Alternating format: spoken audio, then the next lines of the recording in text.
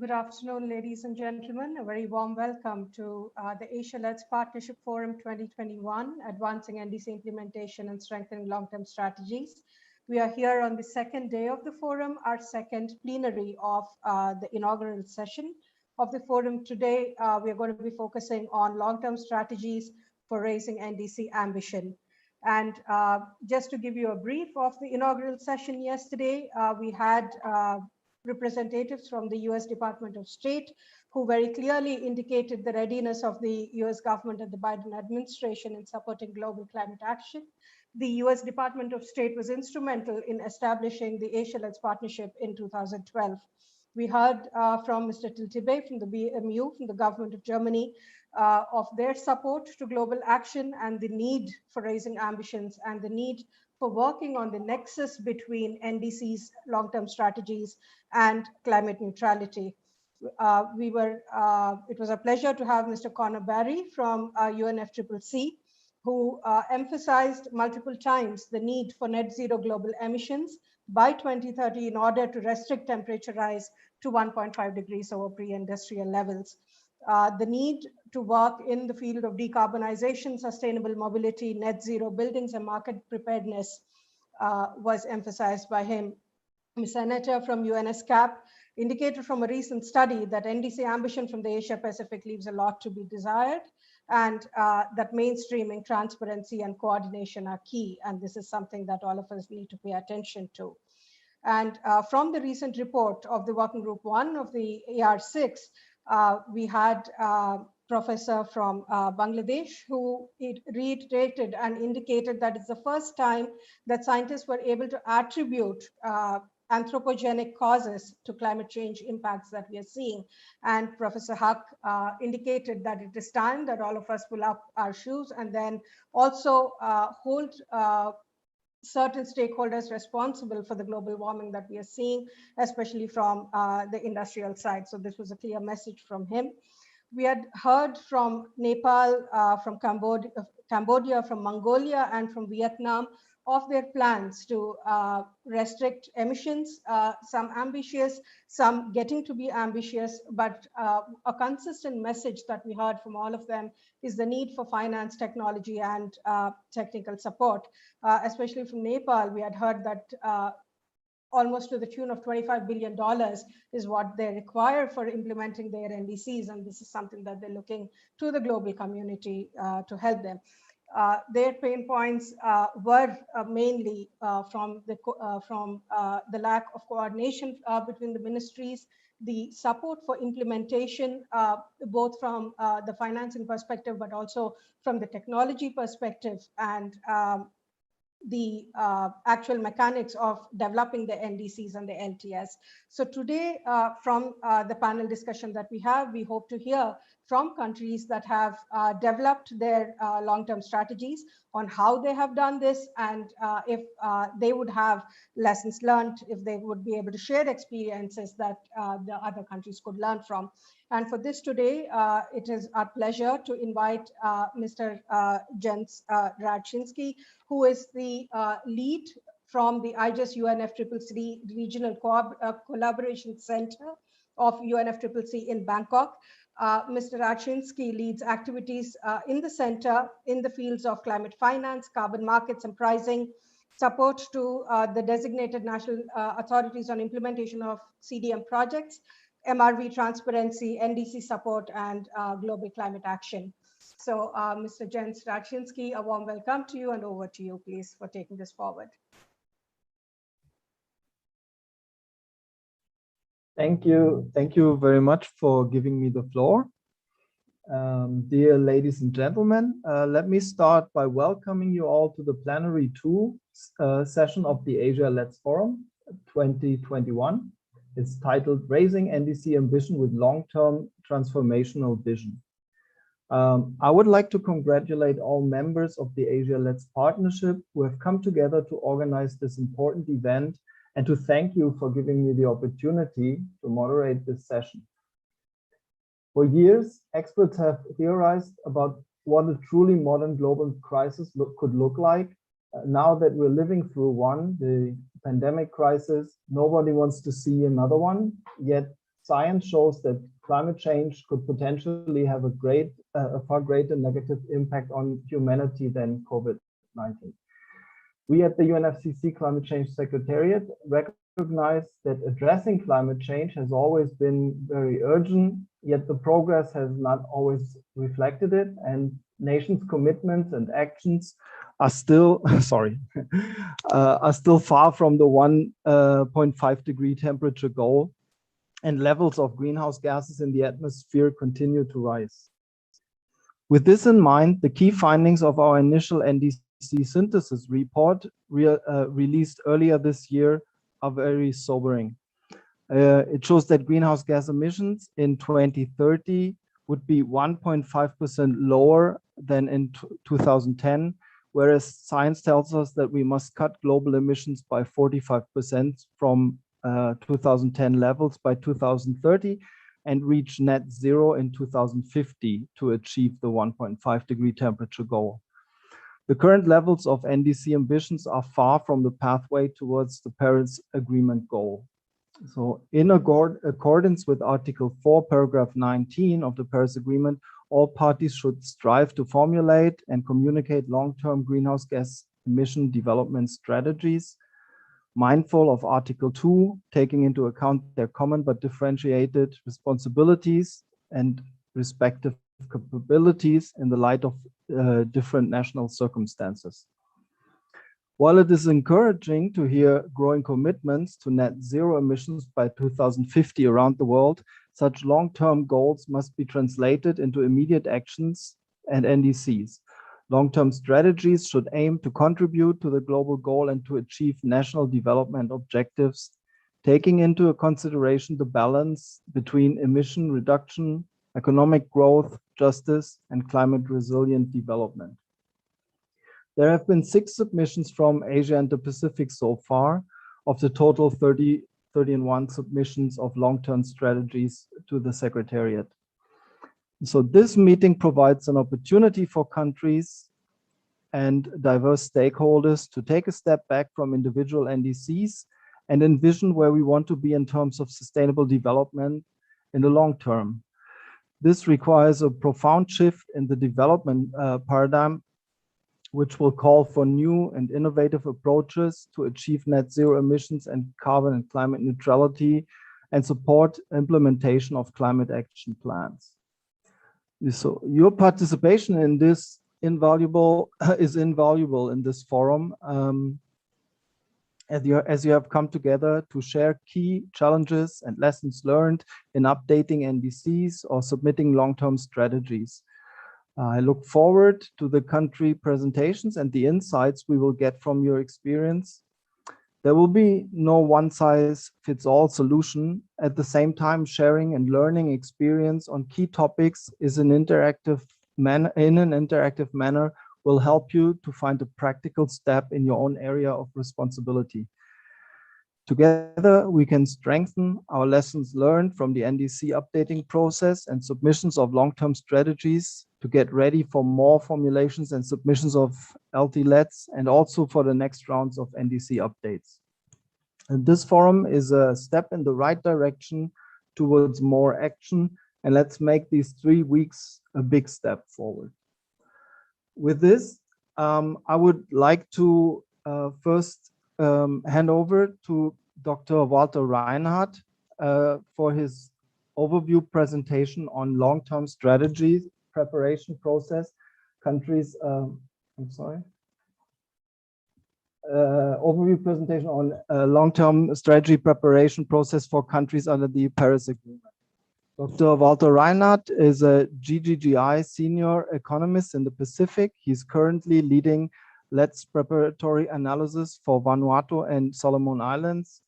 And through the GGGI projects, Walter works closely with partner governments and industry to provide economic and strategic insights to green growth policies, plans, infrastructure, and projects. Walter has over 15 years experience of working with government, regulators, banks, consultants, and non-for-profit organization and multilateral organization. Walter is based in Fiji, in Suva. So Dr. Walter Reinhardt, I'd like to hand over to you for your overview presentation. Thank you for the kind introduction, Kun Jens. I'll rely on support from our Asia-LEDs colleagues to move the slides in this presentation, and I'll give you prompts.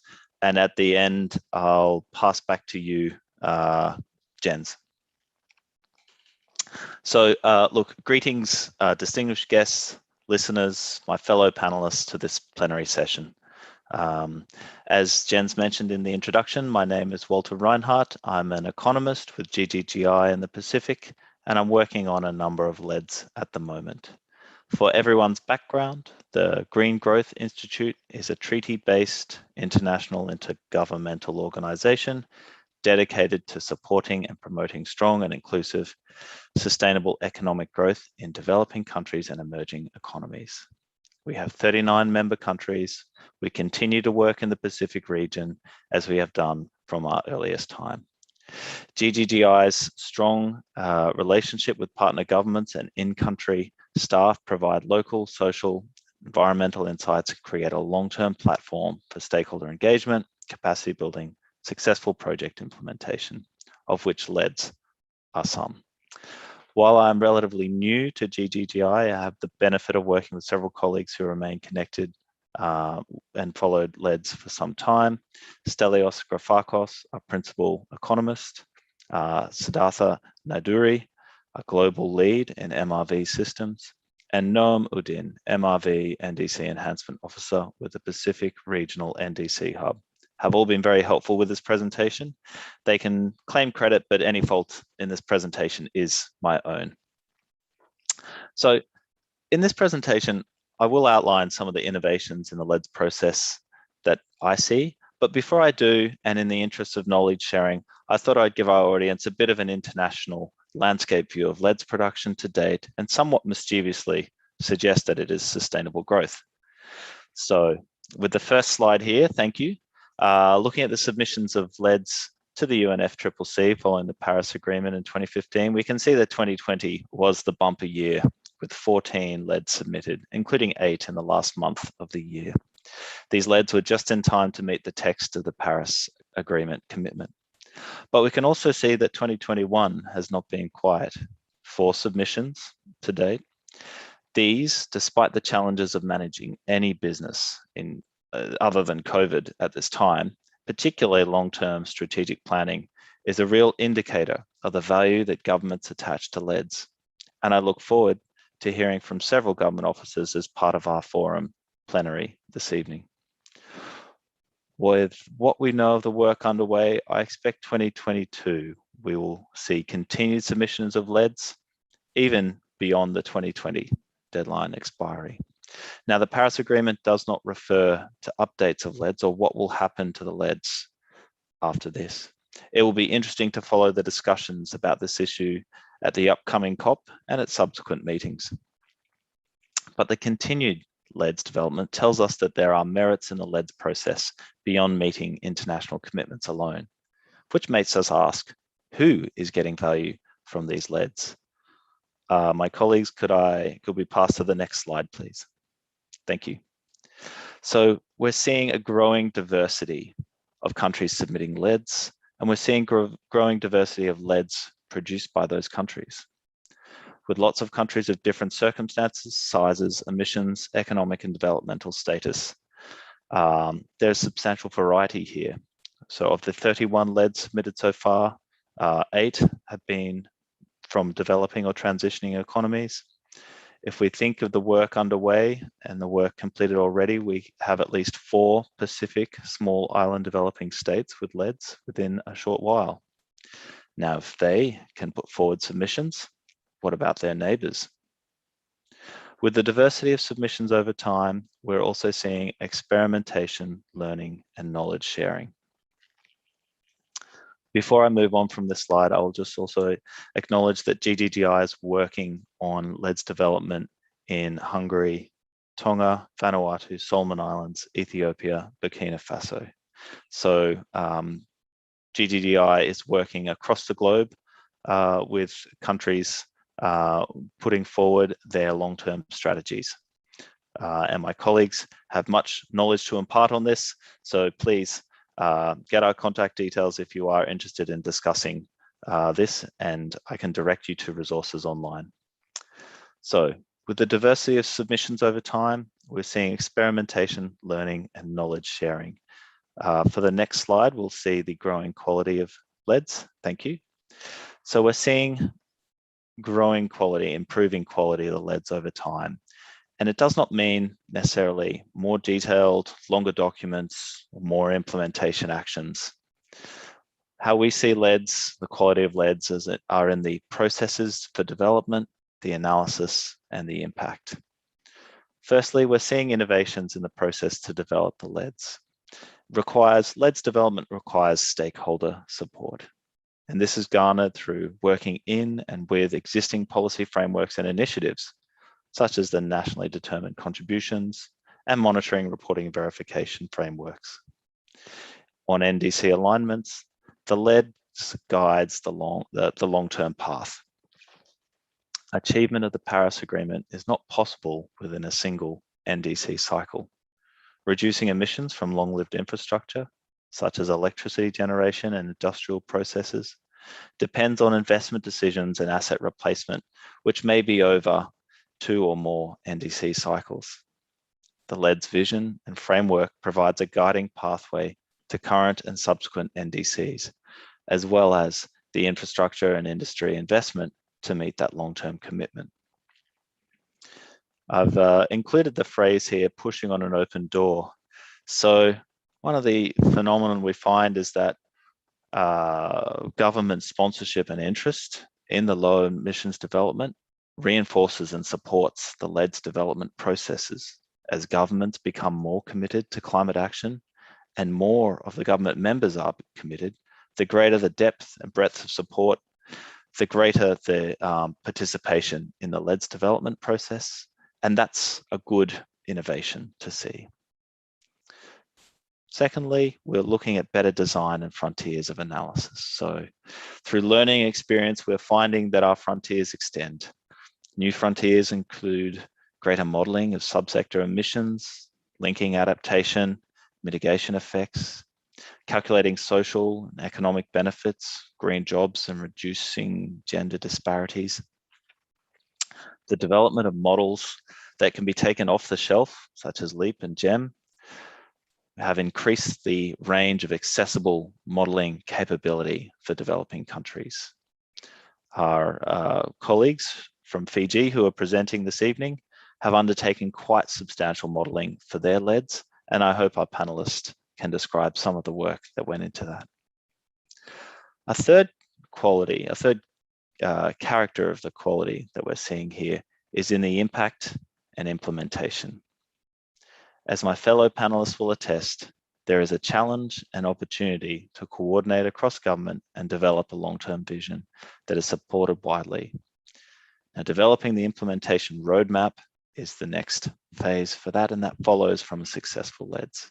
So we're seeing successful LEDs strengthening the implementation governance, mobilizing finance, providing a clear communication of the pathway, and introducing the outcomes monitoring framework. So finally, on a note of policy learning, there is plenty of guidance material available for producing a LEDs. GGGI has produced a nice brochure on our approach and services. You can find it on our website.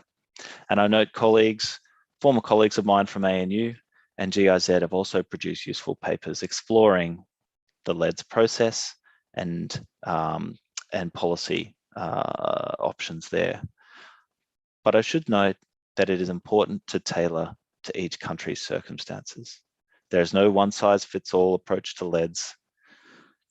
It is, however, possible and even preferable to learn from others. And on this note, I'd be delighted to hear from panelists about their experience contributing to LEDs. That concludes my scene setting. Thank you very much. I'll pass it back to you, Jens.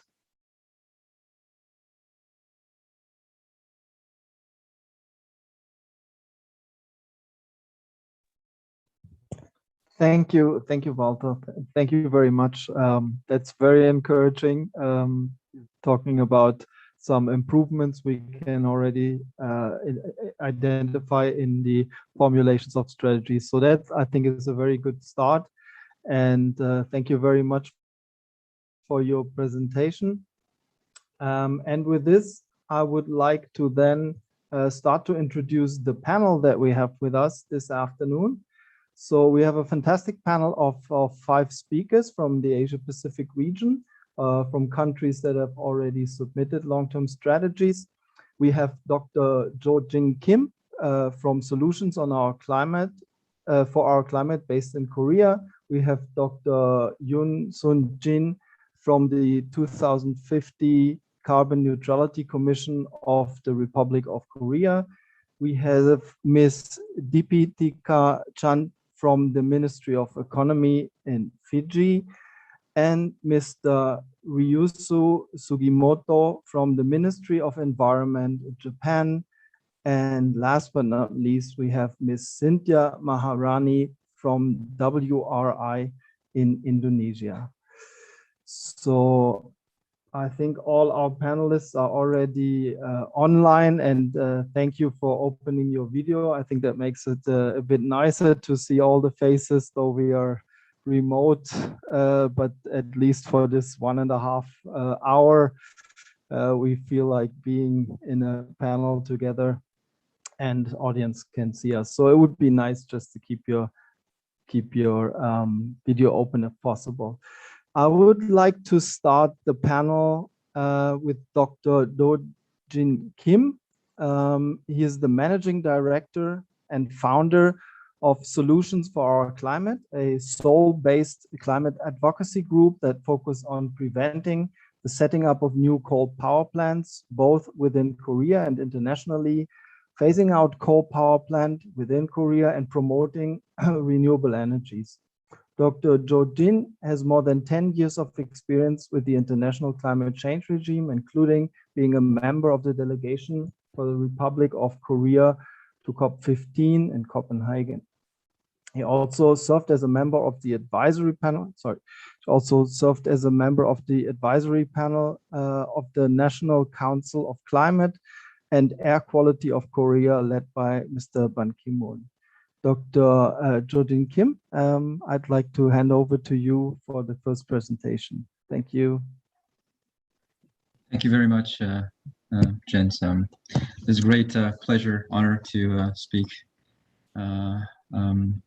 in front of a special audience. And I especially thank the Secretariat for inviting me today. Above all, it's an honor to speak along with Professor Sun-Jin Yoon, who was my professor back in school. Today I will be talking about our net zero related, our LEDS related discussions and issues associated with that. I think similar discussions will be taking place in many other countries, but along with the LEDS discussions, we have in South Korea, there's a very extensive debate on where the midterm target should be, where our 2030 target should be. And there are issues associated with that. So I will first begin my talk with our 2030 discussions, the shorter term discussions, and then go into what kind of key issues are developing around our net zero 2050 discussions, our LEDS discussion, and then identify a couple of issues, 1 or 2 issues, 2 issues if I have time, related to the net zero discussions. Before I go into, I would like to clarify that I am not a doctor. I've never had the chance to get a PhD. I'm a mister, I would say. So,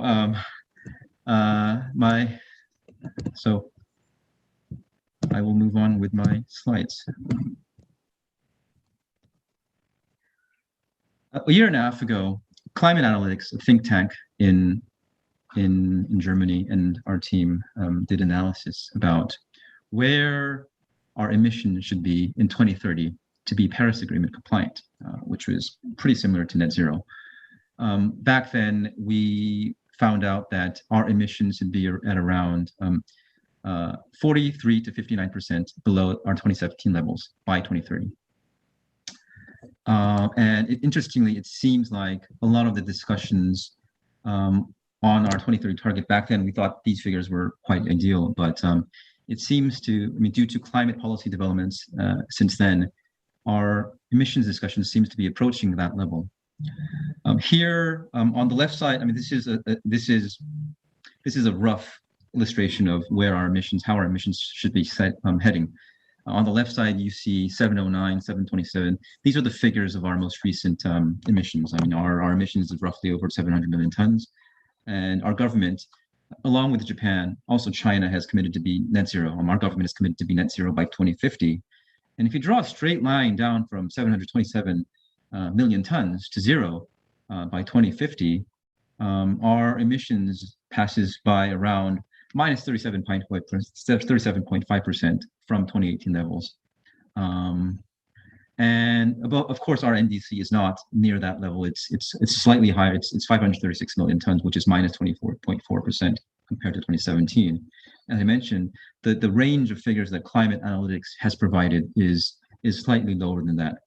It seems like our emission NDC discussions with a vision of becoming net zero by 2050 seems to be happening around this orange line here and the green box down there, green circle there.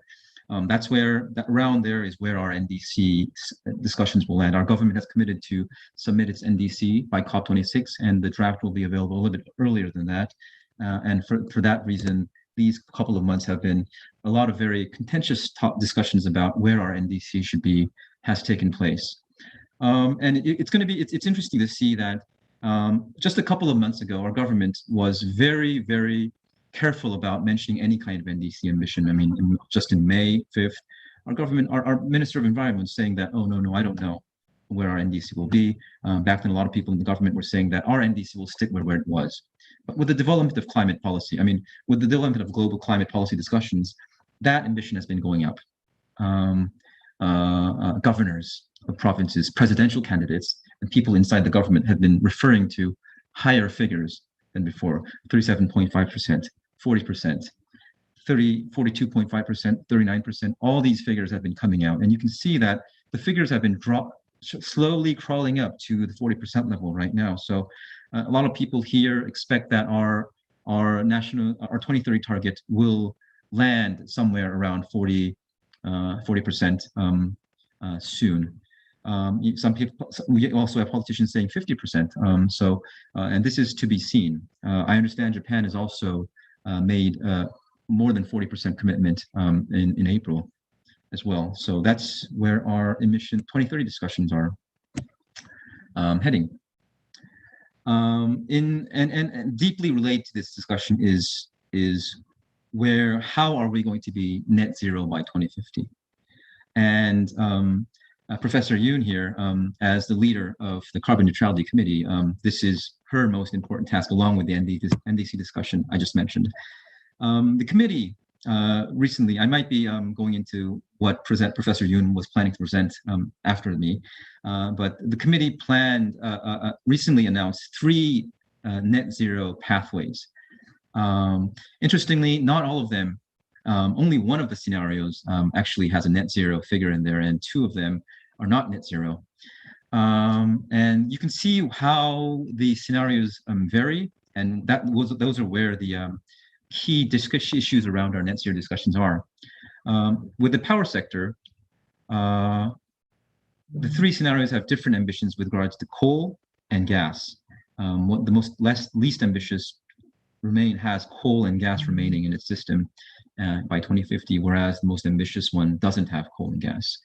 And this relates to one of our government's most difficult problems. It's about what are we going to do with our coal power fleets. We have 60 coal power plants in Korea that represent about 30% of our emissions, which means that one coal power unit emits about 0.5% of our national emissions, which means how important these units are. They are also a big bundle of money, which makes policy discussion difficult. I will go back to this topic later on in my slide. Transportation is also a very contentious issue. This depends on how much ambition you have on EVs. and how much you want to linger on with internal combustion engines. The industrial sector has, for our government, for the industrial sector, our government has a pretty consistent figure. All figures assume that we will have no, our steel sector is pretty big, first of all, and we will have no steel blast furnaces by 2050. In relation to carbon sink is also a contentious issue. I will go into this topic if I have time at the end, but I will skip here. And another very contentious issue is how much can we rely on CCS by 2050? There's a scenario that says we have to rely by 95 million tons, and there's a scenario that we have to rely by 60 million tons. Interestingly, all of these scenarios don't assume everything will be stored in Korea, near the Korean Peninsula. More than half of these scenarios, more than half of the emissions allocated for CCS in these scenarios assume that more than half of them will be stored somewhere else outside of Korea. So these are the topics that are arising, that are circulating around our net zero discussions, representing the difficulties of our policymakers. I talked a lot about our coal power plants, and this is why the problems of coal power plants happen. Before climate was a visibly important issue in South Korea, our government has permitted a lot of coal power plants. In 2016 and 2017 alone, coal power plants, the emissions from which represent about 14% of our emissions, have been commissioned. This has been a heavy load to our emissions. Right now, six coal power plants are under construction, the red ones here, and these are becoming, and as coal power plants commissioned after the 2020s, these coal power plants have become a very difficult issue for our government, because the coal power plants expected to be operating for 30 years, which means that they expect to be operating after 2050. As a side note, I would like to mention that former Secretary General Ban Ki-moon led a committee on climate and air quality last year and the year before. This was a presidential appointed committee, ad hoc committee, and his recommendation to our president was to phase out coal by 2045, but ideally by 2040. The problem, and as I mentioned, the fate of these coal power plants has been one of the most difficult issues. I believe this is a difficult task that Professor Yoon has to handle. We've been trying to find out a very easy way for our government to handle these issues. And as I said, this is a matter of money. This is a matter of money and how much these coal power plants should receive if they have to be canceled for climate reasons. And we noticed that actually, even at the point that these coal power plants were decided to be built, because of regulations and environmental, especially climate regulations existing back then, and high renewable targets existing by then, the coal power plants were actually not that worth a lot. Despite the cost of a set of coal power, two units would usually cost about $3 to $4 billion for construction. A $3 to $4 billion coal power station. Our government sometimes kind of thinks that they will have to pay $3 to $4 billion. The fair market value of that coal power plant should be $3 to $4 billion. But we've asked people who do these kind of transactions, accountants that have been doing these transactions, and asked them to derive the fair market value. Interestingly, according to some scenarios, the fair market value of these coal power plants are not even plus, they're minus, which means that it's very easy for the compensation job for the government is not that difficult as they think. The highest figures we received on their scenarios, under present policy scenarios, was $1 billion US dollars, whereas many scenarios, as I said, as you can see here, represent figures a lot lower than that, and some a lot going to minus. So I would like to emphasize to our government that I would move on with canceling them. The money that has to be paid for these coal power plants, for compensating these coal plants, even if you have to, is quite low. And in discussion relating to a lot of the coal power plant, these new coal power plants in Korea, is that is how to find the money. The government has restraints in spending money, and I think from the private sector and also multilateral banks, solutions have been coming up.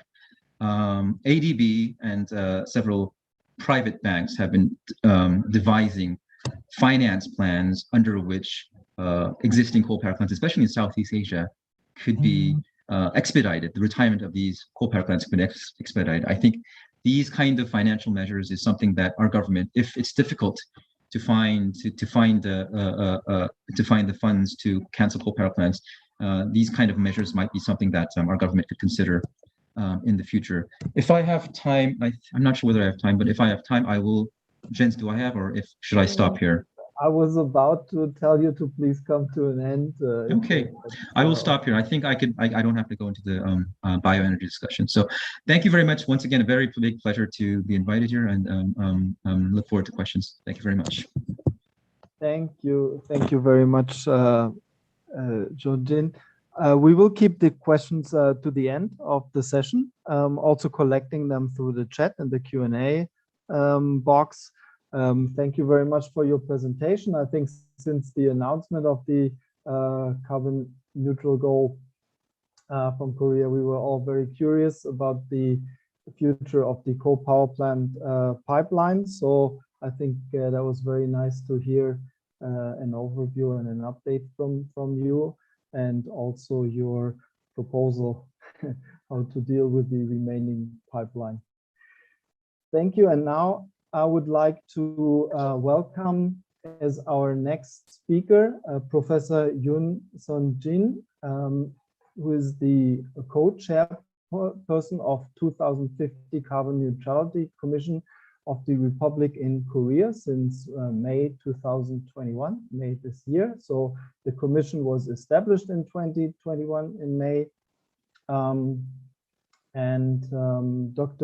Professor Jun has previously served in various positions at government's committees, including ex-chairperson of the Sustainable Development Committee and ex-chairperson of Korea Energy Information Culture Agency. Professor Sun-Jin, I'd like to hand over to you for the presentation, please.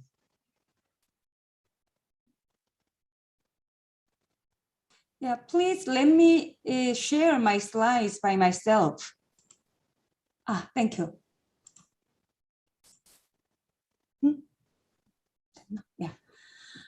Thank you for introducing me. Good afternoon, ladies and gentlemen. It is my honor to participate in the Asia-led Partnership Conference as a co-chairperson of the 2050 Carbon Neutrality Commission of the Republic of Korea, to share the progress made far toward suggesting Korea's 2050 net zero scenarios, as well as the enhanced level of 2030 NDC. Actually, the background was already explained by Mr. Joojin Kim. He is my student. I'm very proud of him. Recently, at a glance, maybe my idea and his idea a little different? I don't think so. We are looking for the same target. But anyway, even amid the spread of COVID-19 pandemic, the world has witnessed the undeniable phenomena of climate extremity more frequently than ever around the globe. The IPCC's sixth assessment report on the physical science basis of climate change was published recently. This report gravely warns us that limiting global temperature below 1.5 degrees Celsius will be very difficult to achieve if the global community cannot stop the current trend. Considering international communities' collaborated efforts to tackle climate crisis, the IPCC report's findings of the unequivocal human influence on the global warming may be discouraging. Yet, the entire humanity must reaffirm our wills together to reverse the current trend toward the catastrophic climate crisis before it becomes too late. Against this backdrop, this year holds an enormous significance in climate crisis response, considering the growing consensus that every country must do its fair share in climate actions, along with the return of the US to the Paris Agreement. As the main platform to coordinate and deliberate Korea's policy toward a net zero society, 2050 Carbon Neutrality Commission, or 2050 CNC, was established, as explained by Moderator, on May 29th this year, prior to the P4G Seoul Summit. The 2050 CNC was composed of Prime Minister and myself as co-chairperson, 18 ministers and 77 stakeholders, thus amounting to a total of 97 members. Every effort was made to the extent possible to make the CNC's composition represent fairly all walks of life of Korean society, including experts on various fields, representatives from NGOs and the young generation. It is very special. We include 6 members from young generation. It is very unique characteristic. But anyway, some people criticize we do not include the farmer, but we will include him because there was no recommendations from farmers' side. But anyway, the participation of all of the ministers will help ensure the decisions to be taken at the CNC will be followed up by the relevant ministries that implement the green transition policy. Now, I would like to share the progress made thus far and future works plan of 2050 CNC. Since the launch in May, more than 50 meetings have been held to review 3 draft scenarios of 2050 carbon neutrality publicly announced earlier this month. Before I jump into the specific contents of 3 scenarios, let me share the concept and implication of scenario. I think there was some misunderstanding about the meaning of a scenario we had made. 2050 carbon neutrality scenarios forecast the image of the future and the contents of sectoral transformation when carbon neutrality is realized in 2050. It will be used as a compass to charter detailed policy direction and transformation speed for various sectors. 2050 carbon neutrality scenarios are forecast of a future image in 2050, projected pursuant to various assumptions and do not have legally binding power internationally. 2050 carbon neutrality scenarios guide detailed policy directions for various sectors, including midterm goal for realization of carbon neutrality, such as 2030 NDC, following strategies like a mid and long-term energy plan and assistance of greenhouse gas mitigation technology development and transformation speed, etc. 2050 carbon neutrality scenarios need to be updated regularly, reflecting changes of changing policy circumstances, including domestic and international economic and social circumstances, commercialization speed of technology development, etc. So I want to emphasize scenario means 2050 carbon neutrality scenario forecast the image of the future and sectoral transformation. So the 3 scenarios have been reviewed under the vision of building a safe and sustainable society free from calamity of climate crisis based on 5 principles of responsibility, inclusiveness, fairness, reasonableness, and innovation. Scenario 1 assumes that this table already showed by Mr. Kim, but there was some mispresentation when I presented, because everything is net zero. but the difference is domestically accomplished or overseas accomplishment is included. That is different. So scenario 1 assumes that the technological innovation and the transition to renewable energy will have been made while currently available technology and fuels will still have been used.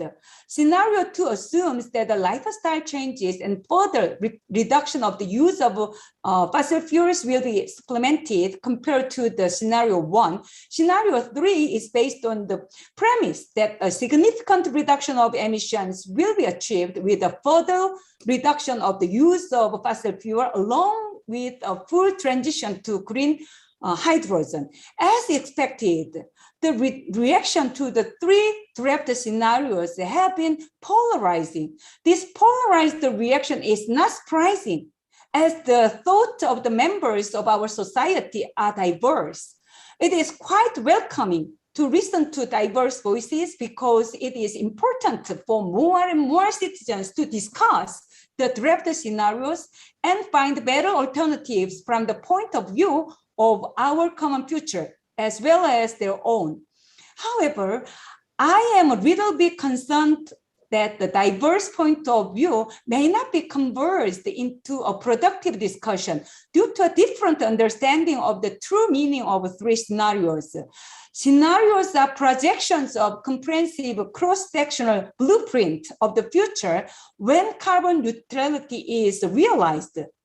Through illustrating what the future society might look like, depend on various assumption variables, it serves to let current generation know what and how to change today in order to reach a 2050 net zero society.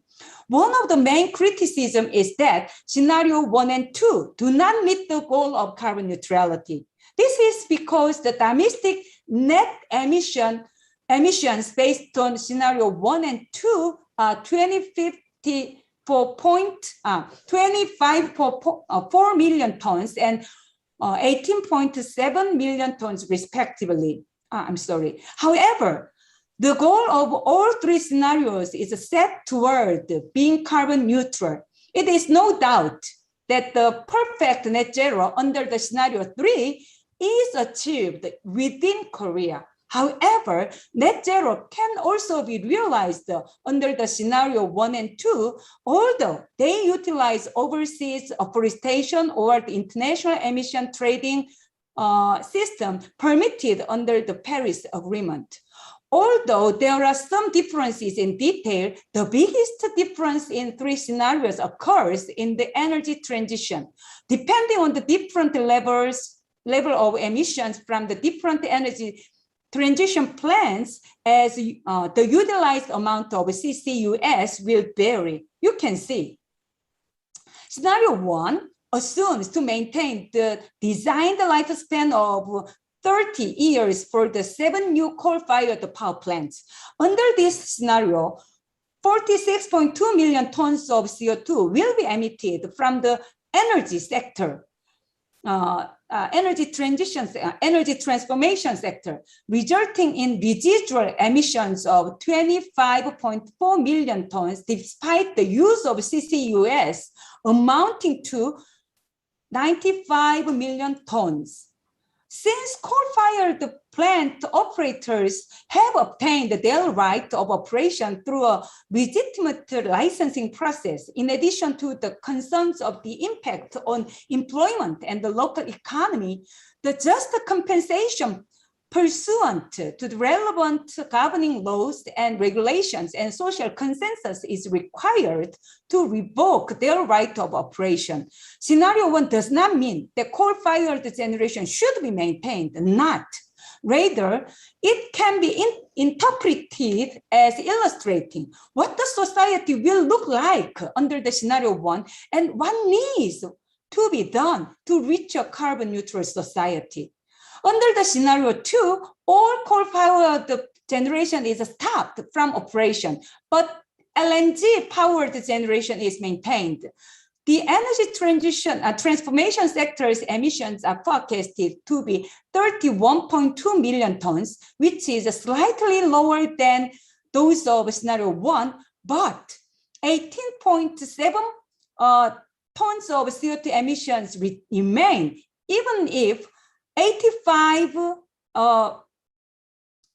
million tons of CO2 emissions are observed with eliminated by CCUS. Based on the implications from the scenario 1 and 2, we reached the conclusion that it is necessary to devise scenario 3 to reduce the reliance on CCUS, which holds high level of technological and economic uncertainty. For the scenario 3 to be realized, the proportion of renewables in power generation should be increased to 70.8%, and the proportion of electric and hydrogen vehicles should be increased to 97%. Even under the scenario 3, 57.9 million tons of CO2 emissions must be processed by CCUS. Therefore, the implications of 3 scenarios are clear. If fossil fuel powered generation persists, it will be very difficult to be carbon neutral in Korea. If emissions are not reduced to the extent possible, there will be no choice but to rely on CCUS. If we cannot reduce our emissions to near zero, the expanded use of CCUS, along with the sustainable forest management to expand the sink of CO2, will inevitably become an avoidable choice. To reach a carbon neutral goal, the following 3 issues are quite essential. First, how to rapidly increase renewable energy to 70% or more, while further reducing the energy demand, which is forecast to reduce only 3% compared to 2018, even under the scenario 3. Secondly, how to change lifestyle. And thirdly, how to increase forest sinks. In fact, scenarios 1 and 2 are also not easy target to meet, as they require significant reduction of 96.3% and 97.3% of emissions compared with those of 2018, respectively, in less than 30 years. In addition, what we need to find out is not just how much we need to reduce the emissions, but also the technological and economic feasible and fair way of green transition to make sure that no one is left behind. Another important task for 2050 CNC is the review of 2030 NDC of Korea, which is to be submitted to the COP26. We also take note that given that we have only about 9 years to 2030, the NDC goal must be meticulously devised, doable target. Once the right goal of carbon neutrality is set, I believe that all stakeholders will find out the way to achieve the goal. 3 scenarios announced by CNC are only drafts. These can be revised in the future through dialogue and communication with various stakeholders by forming consultative bodies. The CNC has held meetings with diverse consultative bodies, including industrial associations, labor unions, farmers associations, youth groups, NGOs such as environmental, religious, educational, and consumer groups. Even if the net zero scenario and 2030 NDCs are carefully crafted, there will be no momentum to pursue a net zero society without the full support of general public. As one way of securing the general public's support for the green transition, Citizens Council for Carbon Neutrality, consisting of a little more than 500 citizens, was formed, considering various factors. Thereby, the general public can also participate in the climate policy making processes. It is worthwhile to take note of the, Can you please come to an end? I'm sorry. I'm sorry. It is worthwhile to take note of the participation by the use of 15 years old or above, since the younger generation may be the first generation to be gravely impacted from climate change. Yeah, I want to let my presentation. After assuming the role of co-chairperson of 2050 CNC, I have been criticized from both sides, climate NGOs and industrial stakeholders. As you may know, climate NGOs demand more ambitious green transition goal, while industrial stakeholders request less one in terms of speed and scope. But in spite of divergence of the options, still there is a silver lining. Even the industrial stakeholders do not deny the dire consequences of inaction of or insufficient climate action by the current generation, and that they know well the green transition is an inevitable choice under the growing interest in the ESG management. I believe the diverse options from both sides on climate response will ultimately contribute to the successful transition to 2050 net zero society. Thank you. Thank you very much, and apologies for. I apologize. I'm sorry. I consumed too much time. Thank you. No, it was a very interesting presentation, and I've seen we've already received questions through the chat. I hope we will have time to get back to them later. Thank you. Now I would like to hand over to Ms. Deepitika Chand from the Ministry of Economy in Fiji. She is a senior mitigation officer at the Climate Change and International Cooperation Division. So without much further ado, I would like to hand over to you, Ms. Deepitika. Thank you.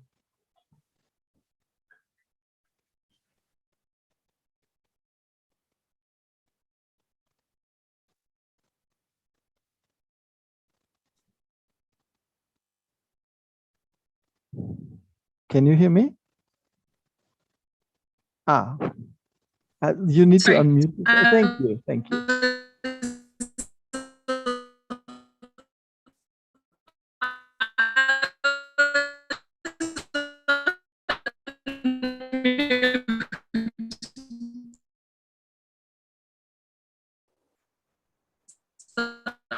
Sorry about that. Yes. Bulla Vinaka, everyone, and amongst you all on Fiji's strategy. And so today, thank you. So my presentation today has been divided into 3 components, which looks at the overview of what Fiji's LEDS is about, and it looks at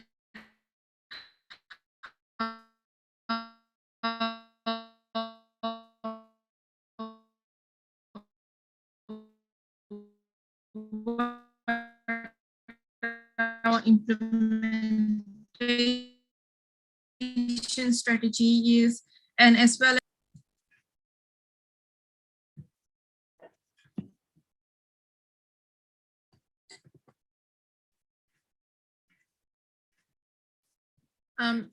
can I request if we could go back to the overview slide? I'm having difficulties from my end. Sorry about that.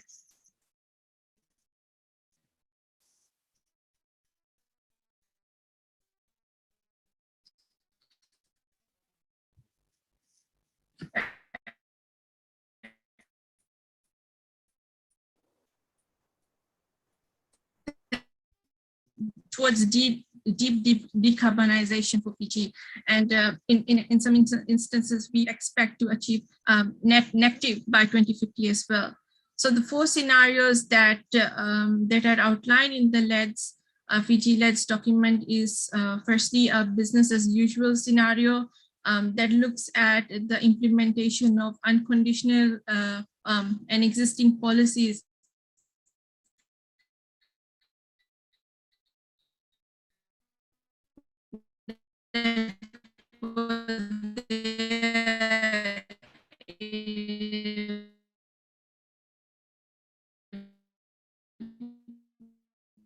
in 2018 while the LEDS was being developed, implemented without any external assistance. And the scenario that the LEDS looks at is a business as usual external assistance. The third scenario that the LEDS outlines. Just Yes.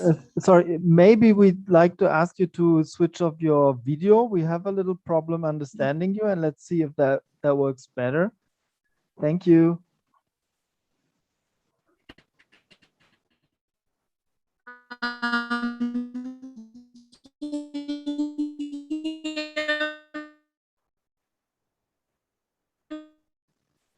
Yeah. Now. Well, not great. I think it's coming and going a little bit, but it's very difficult to understand you. Okay. I'll give it another go. I'm sorry about the internet connection. It's very poor nowadays. Yeah. Okay, let's just try again. Okay. So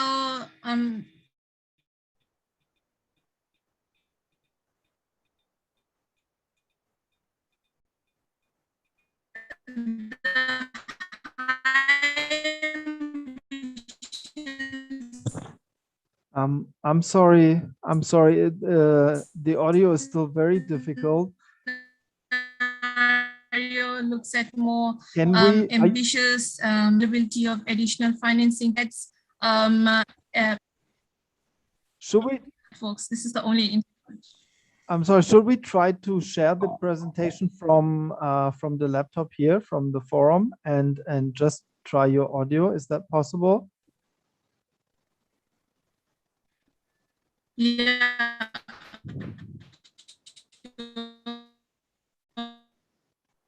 Can we switch to presenting from? We are only sharing, sir. Already sharing. Okay. I don't know if you have an option to reconnect or to use a different internet connection, and maybe I would move to the next panelist and try to get back to you at the next round. Sure, that's fine. Yeah. I'll try. Okay. Let's see if that works better in 5-6 minutes, and then I would. I'm so sorry, but it's really difficult to understand you.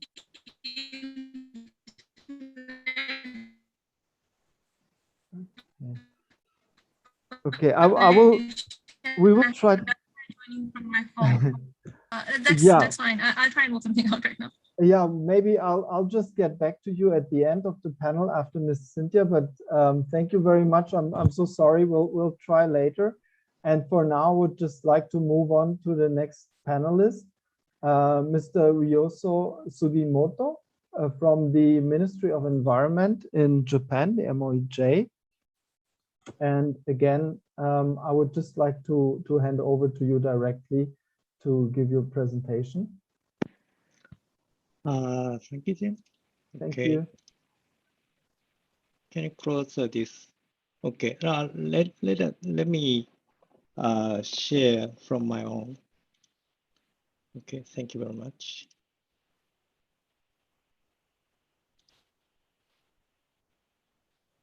Can you see the slide?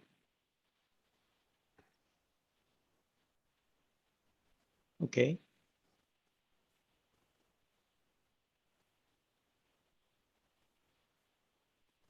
If there is no problem, so I'll start my presentation. Yes, the slide is on. Okay, thank you very much for having me here. And also thank you very much for give us the opportunity to share the Japan's progress about the climate action and also long-term strategies. Before going to the detail, I just want to share the summer. We already have a lot of the rain in the many areas. You can search in the Google. We in some place there is the volume of the rain in one day is more than the 3 times of the 1 month in average year. So such kind of big raining is happening in Japan right now. So I think that many countries may have some similar experience in recent years. We share that's climate issues. And then last year, our Prime Minister Suga announced to declare the GHG emission reduction by 2050 and to realize a carbon neutral. And then this last April in this year, he also announced 46% reductions in 2030 fiscal year, in line with a long-term goal for carbon neutrality by 2050. And also, we continue to efforts to meet the lofty goal of the cutting its emission by 50%. This is the graph of these ambitions. Since 2013, we succeeded to achieve emission reduction year by year steadily. But from the 2019 to the 2050 carbon neutrality, it's a big gap. Then the 46% reduction is a kind of the in really line with this carbon neutrality. But of course, this is not just a calculation from the 2050 carbon neutrality, but we also preparing the detail of this reduction targets. This is a revision, a draft revision of our planning. Comprehensive government plan under the Act of the Promotion of the Global Warming Countermeasures. Currently, this draft is open for the public comment, and then we share this information and then get a comment later on for the development of the NDCs. This is to determine the GHG reduction target by sectors and clarified measures to achieve the reduction target. Main policies are of course, to introduce renewable energies as much as possible, and also enhance capacity of the energy efficiency. To realize that introduction of a lot of the renewable energies, we set the promotion area for renewable energies by local government. This framework is set by the revised act newly. And basically, this scheme is support to introduce solar and wind power, and also the scientific research, assessment, and consultation of the local stakeholders to enhance the capacity of the wind power and the geothermal power plant, since these renewable energies has needs to have a consultation with local government, local residents, and also commercial peoples. The promotion of the compliance and energy saving standards for zero emission houses and the building services and tax measures for the introduction for energy efficient devices. For industrial and the transport sectors, innovation support for hydrogen and storage battery towards the 2050s, and R&D and the demonstrations project support for energy saving of the more than 30% of the data center, since we predict increase of the demand of the energy by the data center field, expansion of the development, EV, and introduction support for hydrogen station, and for new automobiles, EV and FCV. We expect 50 to 70% of the new automobile will be the EV by 2030, and by 2035, 100%. And for the long-term strategies, we already developed the long-term strategy in 2019, but at that time, our target is 80% reduction by 2050. So just now we are on the process of updating the current long-term goal to 2050 carbon neutral, and also add the vision of each sector by we finish this task by COP26. And we, in the revised long-term strategies, we would like to introduce innovation in the sectors of the transportation and food and agriculture in addition to the energy sectors. And also we emphasize the importance of the reforming and demand side, considering that about 60% of the consumption is emitted from the residential sectors. And also for the local government and also regions, we also introduce a direction toward the regional decarbonizations based on the local decarbonized roadmap. But what's the 60% means? So as I mentioned, the original CO2 emission from the residential sector is 50 to 70% on the inventory. But if we break down the source of the GHG emissions in Japan from the consumption basis, we see the household consumption is connected to the 60% of the GHG emission in Japan: food, housing, travel, consumer goods, leisure services. It means a change of the citizens' mindset and choice is critical for moving for achieving the carbon neutrality. So citizens' choice, citizens' behavior also influence to the private sectors. So that's why we more focus on the residents, citizens, and also demand side to realize carbon neutrality. This is the existing long-term strategies, which is formulated and submitted as a long-term strategy in 2019. Currently, it's being updated, but I think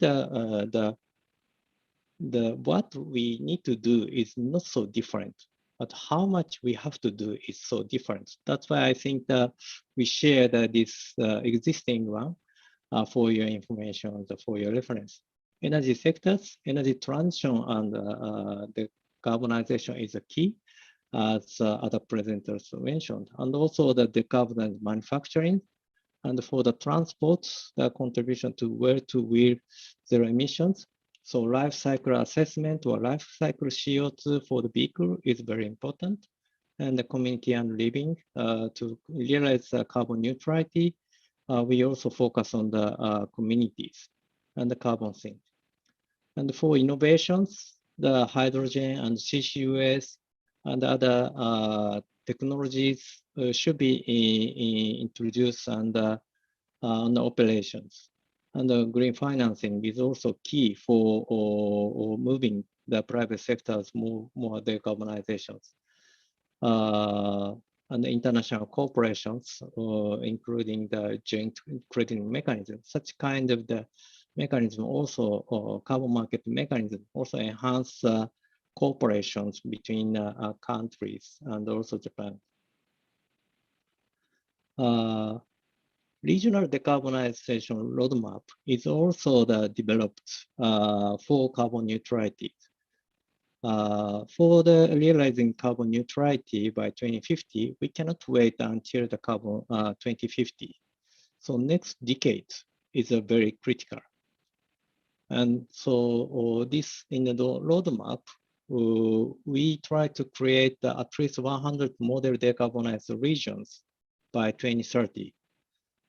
To realize this model area, decarbonized regions, next 5 years, we mobilize a government resource for realizing this. And then this decarbonized area can be replicated or diffused in Japan as a decarbonization domino effect. That is our kind of the strategy to increase carbon decarbonized area. This is the first one. And the second one, create a model measures in Japan. In addition to such domino effect, rooftop PV in the junior high school or high school as a evacuation center for the mitigation and adaptations, and the promotion of the zero emission housing and the promotion EV, also such kind of countermeasures, and also the policy to support it should be combined to realize the decarbonized areas. And also the additional policy is this is LGAP is local governments action plans. Originally, our law requests prefectures and also local government to create this local government action plan. But by the revision of the law, we add the target for the implementation of the measures and also add the criteria for setting up the promotion areas to connect the local government's effort to the private sectors. Introduction of the certification system. In the promotion area, regional decarbonization promotion business operator can be certified by municipalities as a project conform to the LGAP. Then this certified has a merit for the one-stop application and for procedure of the related permissions and also special exemption based on the EIA Act. So such kind of the combination of the policy for the promotion of the renewable energy and also other climate actions to realize the carbon neutralities. This is the end of my presentation. Thank you very much for your attention.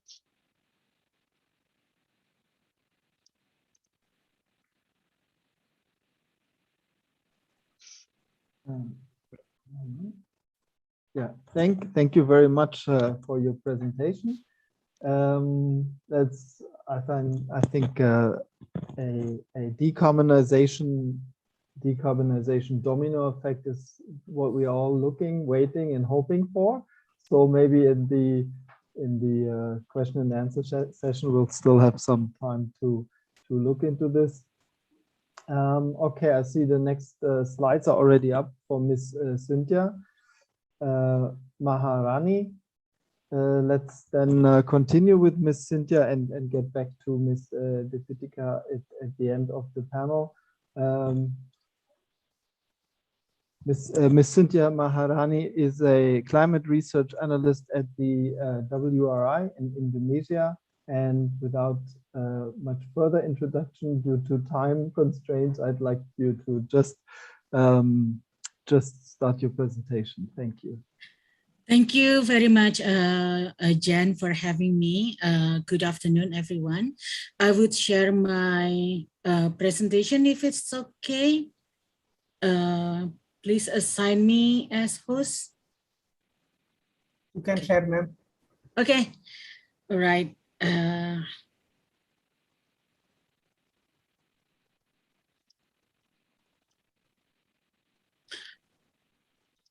Okay. So the title of my presentation today is aligning LTS with medium and long-term development planning. And this has been a very unique situation from us in Indonesia. This is just a brief update on what's going on with NDC submission all around the world, and the data can be accessed through climatewatch.org. And this also highlighted updates on LTS submission as well. I will not go into detail on this, but last July, Indonesia submitted 2 documents, the first one being NDC updates. Though there is nothing new in the new NDC document, except for the elaboration of marine sector for climate change adaptation schemes. So Indonesia confirmed they will not increase their ambitions, at least up to 2025. The target is still the same as in the previous NDC, amounting 29% of emission reduction with its own effort and 41% with international assistance in 2030, with a predicted emission of 2.87 gigatons CO2 equivalent. In 2020 September, climate action trackers put Indonesia's NDC in highly insufficient category, which means it is in a trajectory between an increase of 3 to 4 degrees Celsius, and by not increasing this target, Indonesia will remain in this category.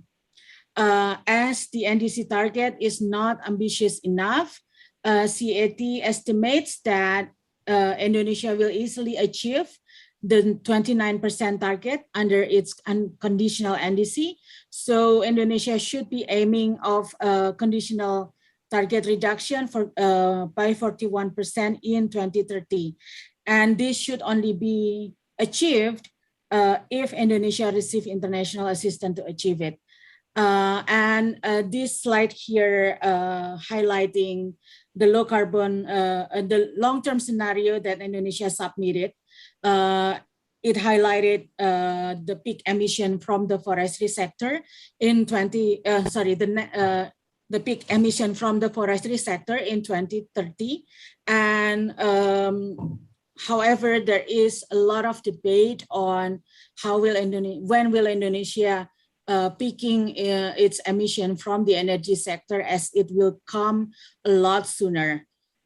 The reason why is that it's easier for the forestry sector because the leading ministry submitting this document is Ministry of Forestry and Environmental Sector, and this is the area that they control. And while the energy sector comes under the other agencies that is beyond their territory. So there is a lot of negotiation and political in between in submitting this document.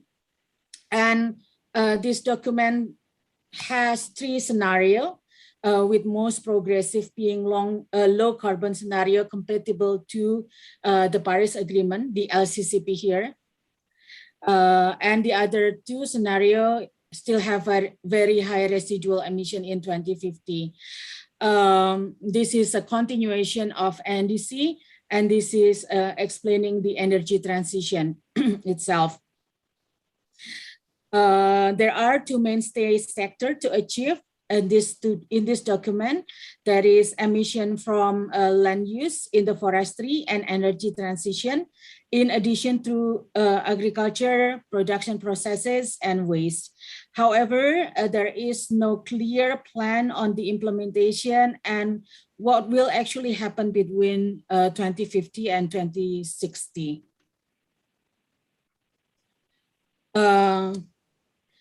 In its 2050 LTS document, Indonesian government stated that the net zero will be achieved by 2060 or sooner. So this is kind of still floating in that sense. If we want to see the bright side, there is still some hope that they can be faster than what is projected, but it is still like 10 years off the 2015 Paris Climate Agreement. There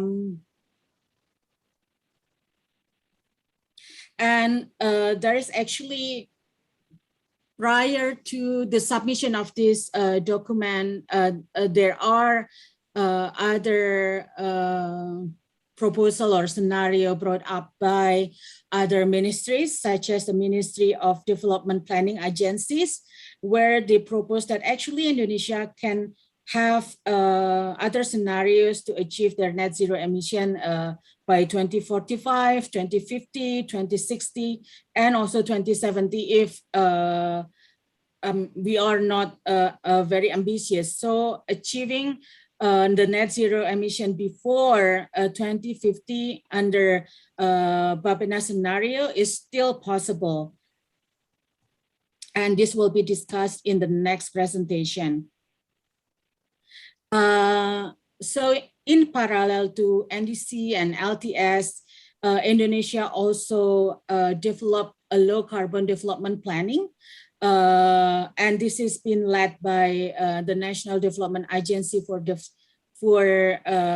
Development. The process itself has started since 2018, and this is the first development planning that consider environment and carrying capacity in designing national development efforts. And in this document, Bappenas highlighted outlines a net zero emission scenario that is mentioned earlier, 2045, 2050, 2060, and 2070, whereby 2070 will fall under the base case, and then LCDI moderate, LCDI high, LCDI plus. Currently, the current midterm development plan aiming to adopt the LCDI moderate. And we want to, we highly encourage them, WRI and other partners involved in this LCDI work, highly encourage the government to move up their ambition in adopting LCDI high and if possible LCDI plus, so then the government of Indonesia can move quickly in achieving their net zero target. And this calculation took place before COVID, and actually the scenario shown here that Indonesia can still achieve their growth, their potential economic growth by 6% by 2045, while considering reducing GHG emission in their development planning. And this also means to reduce around 15 million unemployment rate, reduce poverty rate by 4.2%, increase GDP up to $5.4 trillion US, and reduce emission by 43%, which is higher than NDC.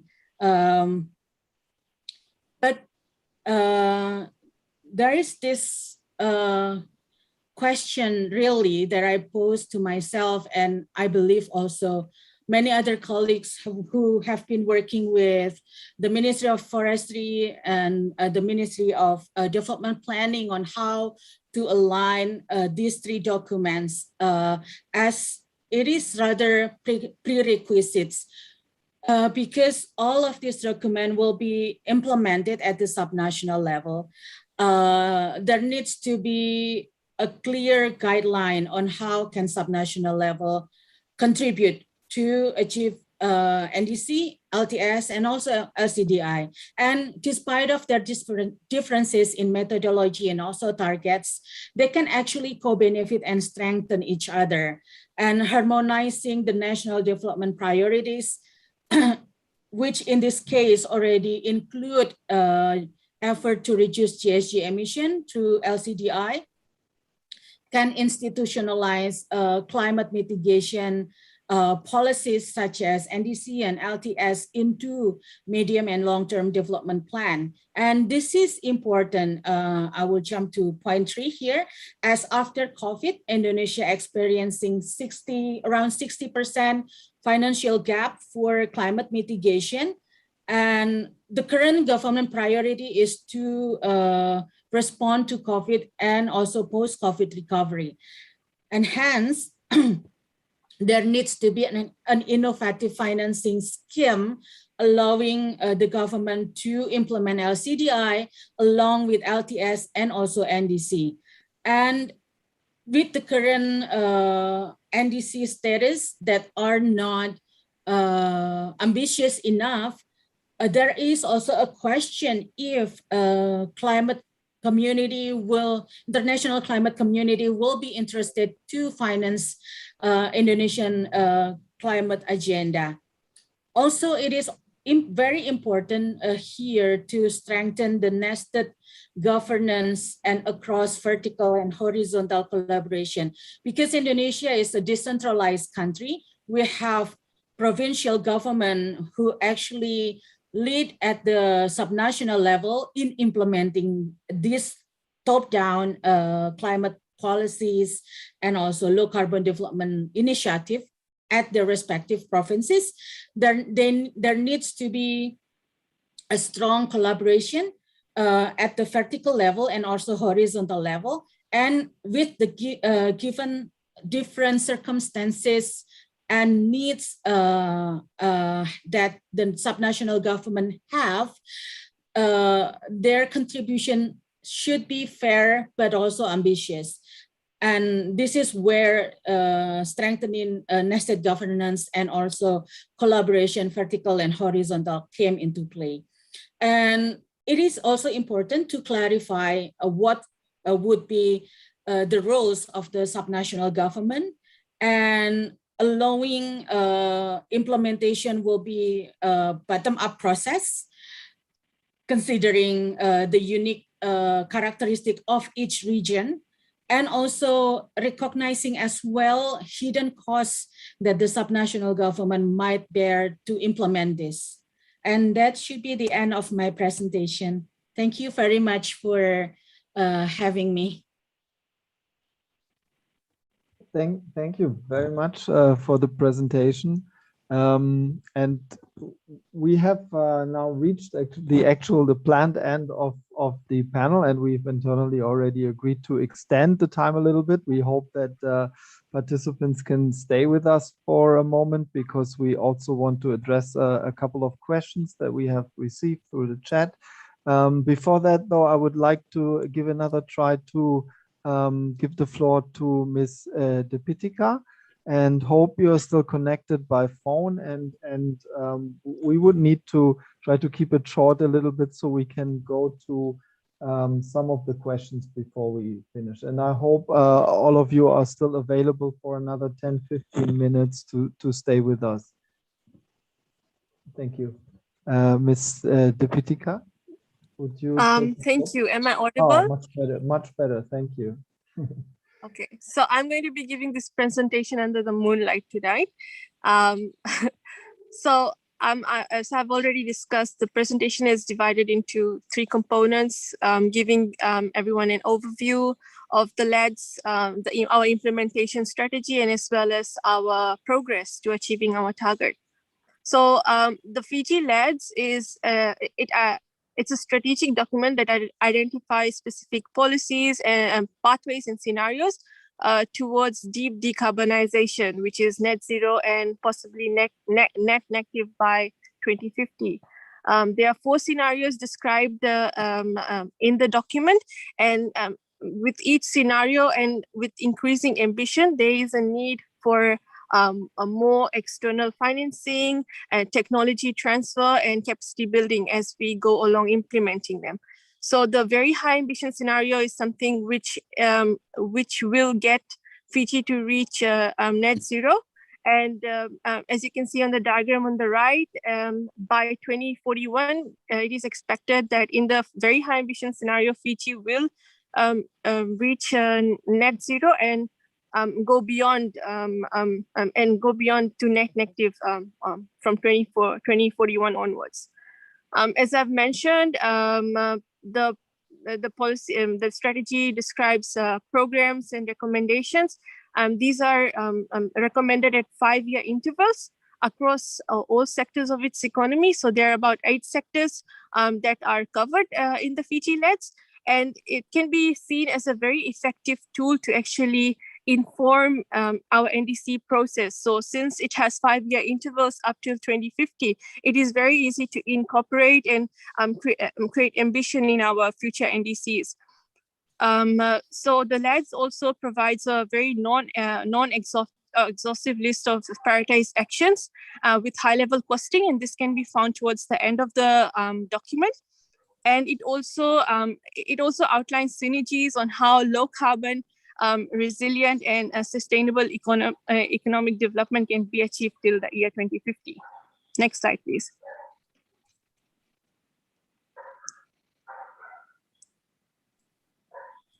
Next slide. As I mentioned, the Fiji LEDs covers 8 sectors: energy, electricity and other electrical generation and use. It covers the waste sector, looks at transport from both, transport, aviation, and as well as domestic shipping. It looks at Afulu, and it's also the first LEDs to look at coastal wetlands. The development process of the LEDs was managed by the Ministry of Economy, where the Climate Change and International Cooperation Division sits. So we are the central agency looking at all climate change matters in the country. And the process, the technical support was provided by GGGI, who is embedded within the ministry, with more high-level advisory support from the LED Steering Committee, which is comprised of 14 government agencies and including the public utilities. There were comprehensive stakeholder consultations taken. There were three at a national level, of which the second series was of sector-focused consultation, looking at more sector experts.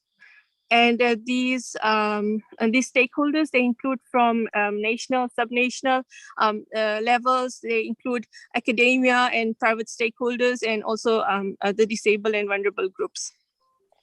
Now the process, the 5 primary tasks were taken to complete the LEDs, and task 1 looked at the organization of the process, and basically it looked like how to organize the institutional arrangement and coordination between multi-stakeholders to look at the 8 sectors. The second task actually looked at, it looked at assessing the current situation.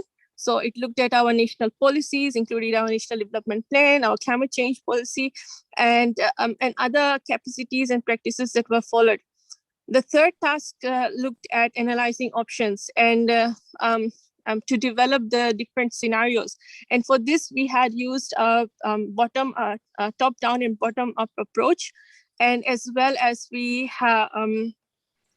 use different models such as the LEAP model for energy, first order of decay for waste, and the IPCC 2006 GGGI inventory guidelines to develop these models. And the fourth task looked at prioritizing these actions. And lastly, we did the fifth task looked at preparing the LEDs document itself. Next slide, please. So the development of the LEDs looks, it gives some social, economic, and environmental benefits. The LEDs has been outlined as such that it looks at the importance of gender mainstreaming and is closely aligned to the National Gender Action Plan. On economic benefits, the very high ambition scenario and other scenarios that look at green investments and the creation of a more so it looks at creation of green jobs with the increasing green investments for low carbon technology. And it also, on an environmental front, it ensures that the low carbon transition does not come at the cost and the expense of Fiji's unique ecosystems, recognizing that Fiji, the Fijians, our people are very closely knit to the environment. Looking at how the LEDs has incorporated climate change adaptation and resilience. So I'd like to say at this point that the LEDs and the NEP was developed simultaneously. So it was pretty easy to actually incorporate and integrate the two. And all the mitigation actions, they align with the adaptation actions in the National Adaptation Plan. And although they don't directly, the mitigation actions do not directly influence climate resilience, but they have some synergistic benefits on adaptation and resilience. And what the LEDs does is it ensures that mitigation actions have built-in resilience, especially looking at the very the vulnerability and the natural disasters that occur. So we need to be prepared such that our low carbon way forward is one that is resilient and is not compromised during natural disasters or climatic events. So while the development of the LEDs was occurring, it was ensured that sectoral climate risks and impacts were assessed. And this is something that is going to be continued. And since the LEDs is like a living document and it will be updated, the continuous assessment of climate risks and impacts will be done for all mitigation actions across the LEDs. Next slide, please. Looking at our implementation strategy, so I think this is one of the most important components to achieve any long-term plan. And we have strongly been working on improving our governance for the implementation of the LEDs, considering that it's a very cross-cutting and economy-wide document. So our governance structure requires us to be very holistic and inclusive of all government and private sector, and it needs to be very well aligned with all our national policies and priorities. And the overarching issue would be to have a national legislation which we have been working on, and which has been our national climate change bill, which has been tabled in Parliament last week. Next slide, please. Looking at the monitoring and evaluation component of the LEDs, so there are 4 dimensions to the M&E. And the first one looks at tracking specific policies and actions implemented from the LEDs. The second dimension looks at tracking GHG emission reductions achieved against the baseline and with the mitigation pathways. The third dimension looks at tracking the impact of policies and actions, creating core benefits. So it looks at tracking core benefits in terms of green jobs, gender inclusion, and contributing to meeting the SDGs. The fourth and final dimension looks at the means of implementation and support. So this is around capacity building, the technical assistance, technology transfer, and the amount of finance that is required to implement the LEDs, both at a domestic and an international level, and including both public and private finances. Next slide, please.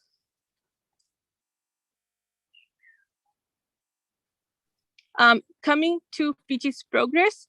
So Fiji recently in December 2020 submitted its updated NDC to UNFCCC, and where we had used the LEDs and as well as the LED Steering Committee and the National Adaptation Plan Steering Committee to actually help us in this updating process of updating the NDC LEDs, and which is when we found out that the national NDC for Fiji for the 2020-2030 NDC currently is already a very ambitious one and is also incorporated into the LEDs.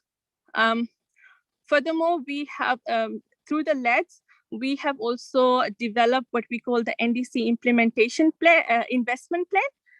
This was developed in partnership with the Pacific Regional NDC Hub, and it looks at 20 primary mitigation options for energy efficiency, land, air, and maritime transportation. We have also worked on a climate finance snapshot in country in the process of developing a climate finance country program. And as I mentioned before, LEDs is an essential, it made essential policy and legislative recommendations, and which is why we developed the Climate Change Bill 2021, which was tabled last week in Parliament. We have began and actually in the final stages of reviewing and updating our national energy policy. We are looking at developing a national MRV system for GHG inventory and as well as NDC implementation. And this is a proposal that we have submitted to the CBIT project. And lastly, we're also looking at developing more sectoral level MRV for forestry and agriculture, which is also currently underway. And to enhance Fiji's ability to access climate finance, we already had a national designated entity, which was Fiji Development Bank at a very micro scale, but now the Ministry of Economy is also in the process of getting accredited to the GCF at a more medium level. And we have also began working with the UNDP to conduct work on climate risk insurance. I think that's all from my end. Thank you so much for listening to me. Binaka Bakalebu. Thank you very much for the presentation, and it's very glad that we could still make it happen. The audio was certainly much better. Okay, so we're again quite some time over already. We have received a number of questions, and I've seen that panelists have also started responding directly through the Q&A box. We're not able to address all the questions here in this panel, but we will also circulate them again with our panelists and try to get some feedback. So I don't want to go too much into some of the questions we've received to individual panelists that would take us a little bit too long, and maybe just try to have one last round with very short intervention from each of you. We have received one question which I would like to use for a final round. I'll just read it out a moment. So COP number one, first COP in 1995, we talked of climate action. In COP26 in 2021, we are talking of climate emergency. So how are your action addressing our action addressing the reality? Are nations actually doing enough to deal with it? So that's a very generic, very general question. I want to use it a little bit to bring us to the LEDs and the NDCs with very short answer from each of you. So how do you see actually, and I think we've just also heard it in the last presentation from Fiji with the NDC investment plan developed through the LT LEDs. How do you see actually the impact of LT LEDs in your countries? Do you actually see that this is helping to bring more investment, helping to bring or to shift gears for NDC implementation? Does it set the signal? Does it actually give countries the extra bit of a signal to advance on NDC implementation? So will it really trigger this behavioral transformation and everything that we are hoping for, waiting for to happen, and we finally really have this new instruments, the LT LEDs, and see what could be the impact? And of course, we are at the beginning of implementation of countries' NDCs. We don't have much experience on it, but maybe just your expectations or how you see from working with LT LEDs the possible impact. And I would just like to go in the same order that we had in the panel. I would like to first give the floor to Dr. Walter Reinhardt and really a very short answer. I know it's very difficult, but maybe we can try one round. Thank you. Thank you, Jens. Look, I don't think I can speak for any particular country as GGGI, and if I spoke for my country of nationality, Australia, I think I might be held out of this forum, so I'm not going to speak. Okay. Back to you. Okay, so I thought maybe from your experience in the countries that you actually helped developing, okay, but it's okay. We can skip you. We skip Australia in this round. Thank you. Please. So then maybe Mr. Joojin, I'm also dropping the doctor. I'm sorry we had this wrong. No, not a problem at all.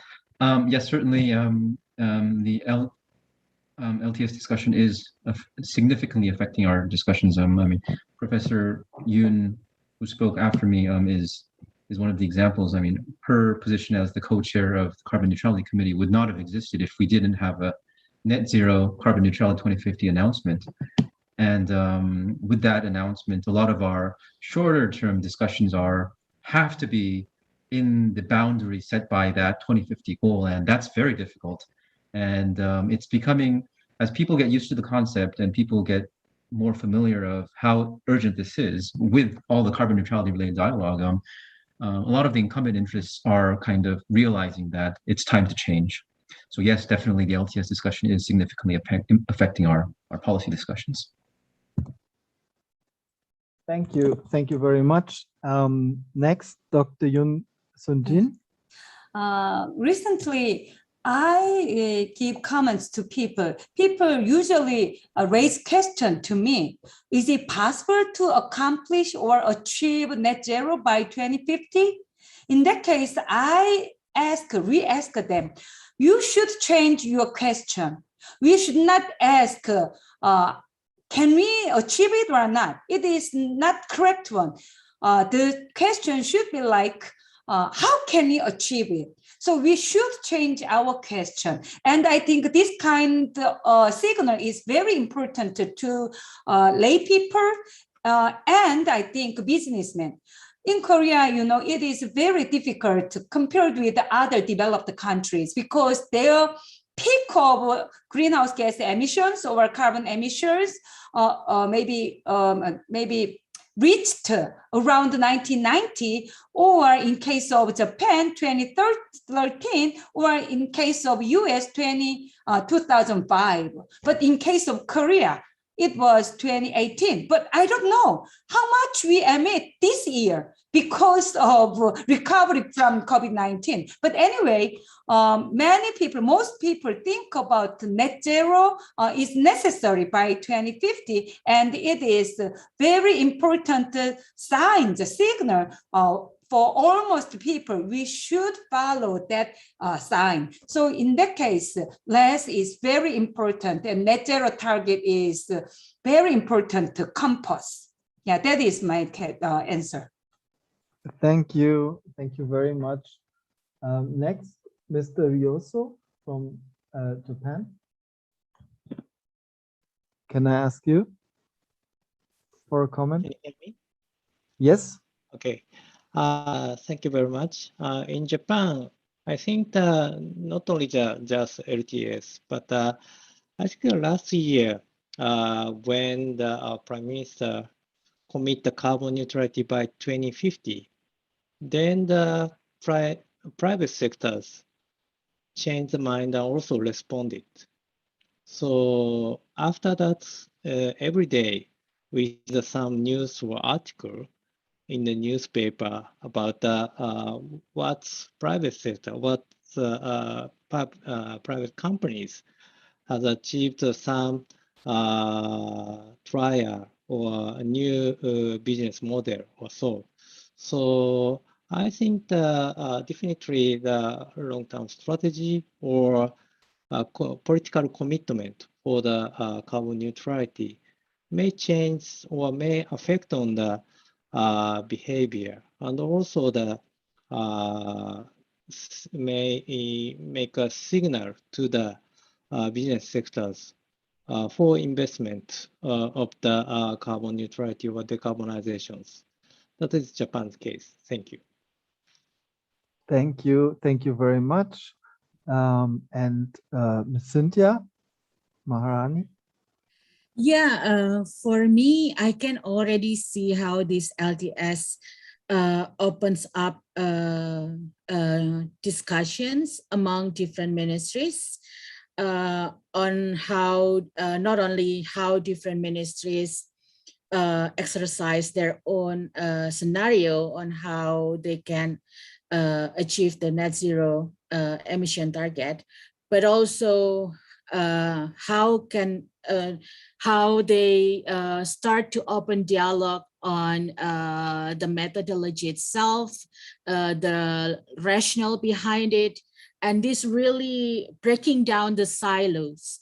And with preliminary discussion already on how to finance these efforts, there is already a positive indication to move toward a stronger collaboration, because as I said in the presentation, LTS and NDC needs to be institutionalized. And this can only be institutionalized if it goes hand in hand with the national priorities. So it's really important to have all the parties sit together and really discuss how to align it. And this LTS really open up that opportunities. Thank you very much. And Ms. Deepitika from Fiji, I hope we still have you on the line. Yes. So my response to this question would be, everybody knows that ambition in reaching carbon neutrality is vital for the survival of all small island developing states. So to me, reaching net zero is important, and it should be for everyone. It's not just us small island developing states who are trying to do that, but other bigger countries as well.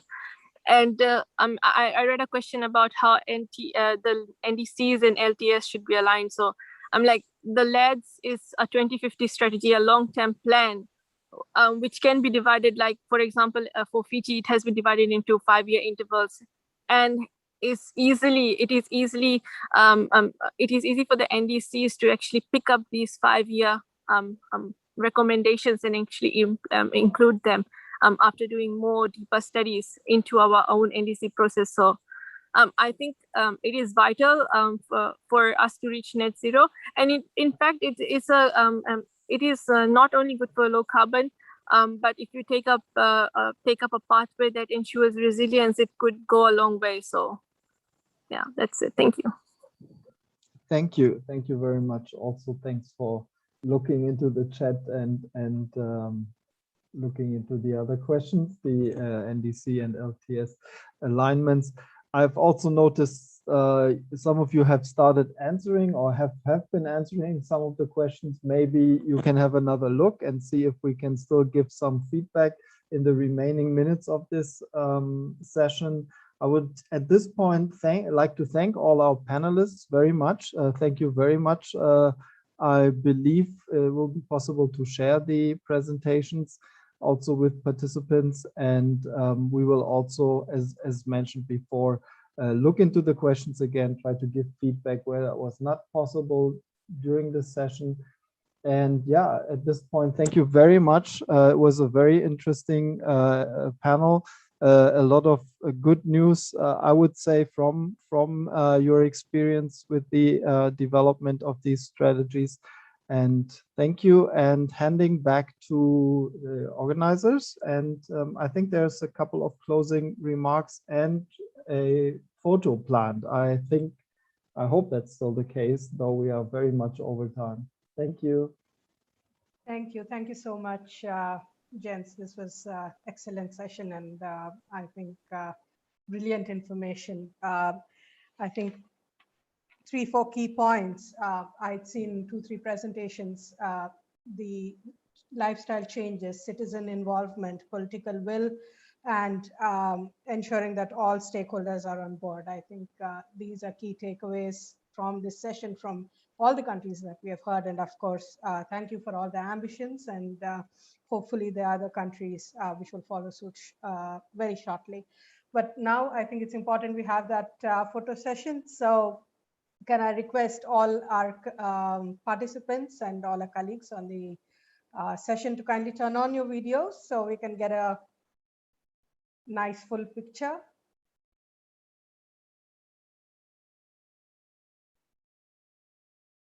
Yeah, I think I'm going to say 1, 2, 3, and then we'll just take a virtual photo. So 1, 2, and 3. Big smiles. Thank you. Thank you. And yeah, I think we will close the session. Thank you all very much for staying on late, and thank you for that. As we close this session, there is going to be a feedback form that's going to pop up. So we would request everybody to kindly give us your feedback as well. Thanks a lot, and have a good day, and we'll meet soon. Thank you. Thank you. Bye-bye. Bye-bye. Stay healthy. Bye, everyone.